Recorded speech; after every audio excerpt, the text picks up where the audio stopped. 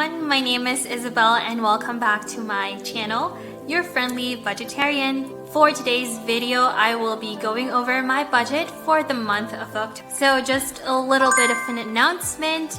I am finally debt-free and this is basically gonna be my first budget video wherein I won't allocate anything for debts, and so I'm really excited to show that to you guys. So without further ado, let's get started. Going to the fixed and monthly expenses. So again, probably let's talk about life insurance, and this is not like, let me know in the comments below, but for now, basically my fixed or monthly expenses would be about $2,051. Other stuff that I'm trying to pursue as well, trying to pay for the next 6 months, which totals to